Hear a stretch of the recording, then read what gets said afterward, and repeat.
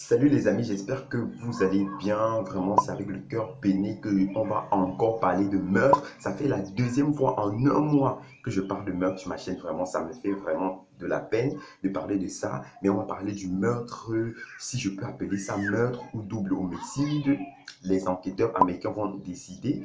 Mais pour l'instant, selon les réseaux sociaux et le Congo-Ça camerounais, bien sûr, c'est le meurtre d'une femme aux États-Unis par son mari camerounais. Ils sont tous les deux camerounais. Et son mari l'a assassiné avant de se donner la mort par la suite. Bon, on va entrer dans les vifs du sujet. Dans cette vidéo, on va démêler le vrai du faux et on va examiner tout ça à la loupe. On va sortir la vérité du Congo-Ça, etc., etc., etc. Donc, si tu n'es pas abonné, tu t'abonnes, tu lâches un pouce bleu et tu actives la cloche de notification. C'est très important et générique. C'est le chanvre. Passe-moi et je la consomme. Vous voyez un peu. Je ne refuse pas que... Notons toutefois que l'homme s'appelait Takam Christophe, ou Christophe Takam si vous voulez, et il habitait à Cincinnati, dans l'état de l'Ohio, aux États-Unis, avec sa femme et ses trois enfants. Donc, nous avons trois orphelins de plus dans le monde. Vraiment, c'est vraiment très, très pénible à savoir. Bon, on va commencer d'abord avec ce que disent les enquêteurs américains. Pour les enquêteurs américains, la piste criminelle n'est pas à exclure. La piste d'un double homicide, c'est-à-dire de quelqu'un qui est venu les assassiner eux deux. Donc, il ne privilégie pas d'abord le point de vue des Camerounais pour dire il a tué, il s'est suicidé. Donc, c'est d'abord ce qu'on doit savoir par rapport à la police américaine. Bon, on va commencer maintenant avec le Congo-Ça du Cameroun. Parce que je ne peux pas parler de ça sans parler du Congo-Ça du Cameroun. Rien n'est tellement prouvé sur ce Congo-Ça-là, mais je vais tout vous dire parce que c'est vraiment très choquant. D'abord déjà, ce type, ils se sont mariés, ce couple s'est marié en 2002 et après, cet homme a eu la notoriété américaine, vous connaissez très bien ce système-là. Il a eu la loterie américaine. Pour ceux qui ne connaissent pas, c'est un système, tu joues, tu espères avoir de la chance pour avoir un visa pour les États-Unis et avoir du travail si tout va bien et tout. Bon, il a eu la loterie américaine, il est allé aux États-Unis, il a réussi à s'insérer dans la société américaine. Il est redescendu au Cameroun prendre sa famille, bien sûr, parce qu'il était déjà marié. Il a pris sa famille, sa femme et ses enfants. Maintenant, il revenait au Cameroun de temps en temps. Il laissait sa femme et ses enfants. Il venait au Cameroun de temps en temps pour les vacances, disait-il. Mais bon, sa femme a fini par se rendre compte qu'il jouait la vie de benguistes, comme tous les benguistes qui viennent ici, qui draguent les filles et tout et tout. On connaît les appartements, etc. Ils prennent des appartements, ils font ce que vous connaissez.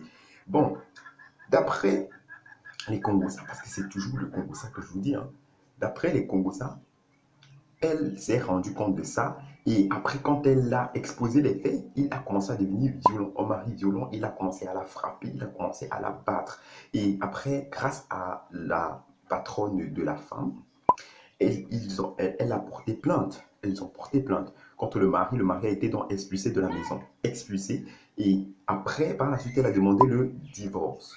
Bon, maintenant qu'elle a demandé le divorce, maintenant le mari s'est senti mal, blessé, s'est senti, comment on dit ça, délaissé. Il a supplié, il a menacé même la famille de la femme d'arrêter la procédure de divorce, etc., etc., etc., etc. Mais elle était déterminée à divorcer et par la suite, elle a eu une autre relation.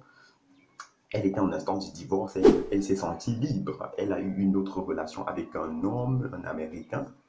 Et puis, quand notre frère camerounais l'a appris, il a eu très, très, très, très mal. Il s'est senti blessé et il a profité du jour. Il a profité du jour de visite, du jour qu'on l'a accordé pour la visite des enfants, qui se passait bien sûr les week-ends, pour commettre ses forfaits, c'est-à-dire l'assassinat de sa femme et son suicide par la suite. Bon, voilà les faits selon le Congo-Ça camerounais, hein, je dis bien selon le Congo-Ça camerounais. Donc, en fait, ce sont les faits et je vais dire ça comment, mais c'est vraiment triste quand tu vois les réactions sur Facebook des Camerounais qui disent bien fait pour elle, elle a fait ceci, elle a fait cela. Mais mon Dieu, c'est vrai, certes, elle a fait ce qu'elle a fait, mais tu ne dois pas la juger. Qui es-tu? Un, de deux, tu ne peux pas te réjouir de la mort de quelqu'un, peu importe ce que la personne a fait. Ça, c'est déjà absurde. Bon, ça c'est déjà le point à savoir par rapport au Congo-Ça des Camerounais.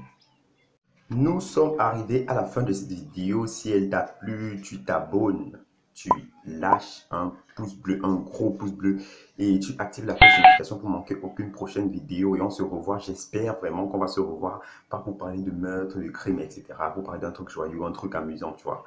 Donc, bonne journée à toi et que Dieu te protège et protège ta famille. Parce que ces temps-ci, 2020, vraiment, c'est une année vraiment qui fait vraiment mal. Donc, espérons vraiment qu'on va s'en sortir. On va voir 2021 et n'oublie pas de t'abonner, n'oublie pas.